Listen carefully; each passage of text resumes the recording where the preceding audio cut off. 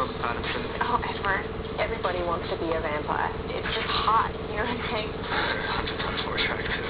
He's different from the other vampires. Just sees him as like the perfect creature, which is just impossible. Most of them have killed many people, and it's something that they've had to deal with. I like the fact that that was what he was like, and yet he was still the hero of the story. Ready? And action!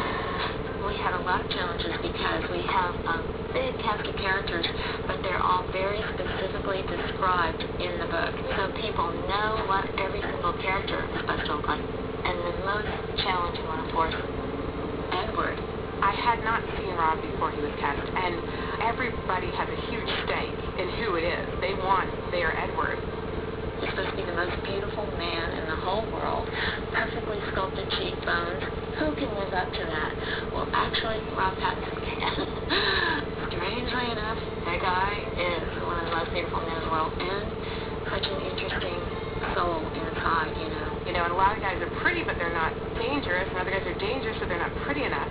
And when they started talking about Rob, I was like, okay, well, he really seems like he's going to be able to do that. He's got both sides. When you first read the script, your initial reaction is, this is impossible to play. I mean, it's completely, utterly impossible. She sees him as, like, the perfect creature. And so, I mean, it's kind of like, all right, so he's perfect, okay. I could play perfect. Then I did the audition, and what people kind of said about why my audition was apparently good was because it was a lot more pained. So I kind of built on the fact that he's extremely tortured by various different things. It's really important that he's constantly fighting this thirst for her blood, and it's this internal struggle that's going on constantly. And so that really informed the character a lot as I was writing it. Edward obviously didn't want to become a vampire. He was turned into a vampire when he was unconscious and woke up in this sort of purgatory state which he doesn't appreciate. Someone who you don't know has just put you in a situation which is very difficult to understand. I mean, if someone just gives you eternal life when you've already accepted that you're dead, and also that you have to kill people, you're always going to have to live with that. And also, you have an infinite memory because you're a vampire as well, so he's always going to be racked with guilt. When it comes to the big fight between the bad and the good, I mean, he's essentially fighting the bad side of himself.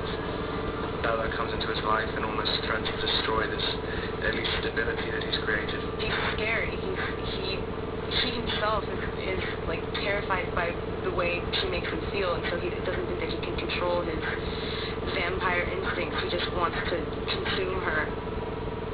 He's been living this fossilized existence for 80 years and just trying to play a person who something happens to them to just completely thaw all their emotions of the 80 years, and you feel everything with such intensity. Edward is described somewhat like a mountain lion. We had a choreographer come in. Not that we wanted to look like a cat or, having claws and things, but we just wanted to have that as a sense memory in our bodies. You learn it, and then you kind of forget it and let that inform your performance. I mean, I was trying to establish a way of, when they're behaving like humans, having some kind of strain, because, I mean, it must be so annoying if you can move from here to over there in 1 second. Like, why would you bother just strolling over there? I mean, it must be kind of irritating. And now he's gonna jump! There's a lot of jumping around in trees. Edward seems to have a affinity with trees.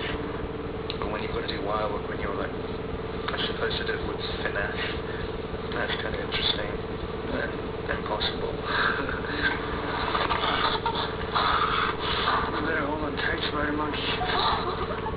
I like that. The only thing in his room when we went to the set, when we did the scene in his bedroom, is just music, and that's I kind of like that sort of OCD type of behavior. I kind of relate to that. Clear Moon is great.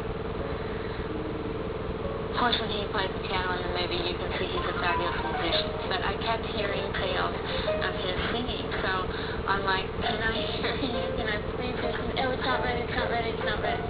I sometimes play gigs just by myself, but generally I play in these tiny little places, hardly paying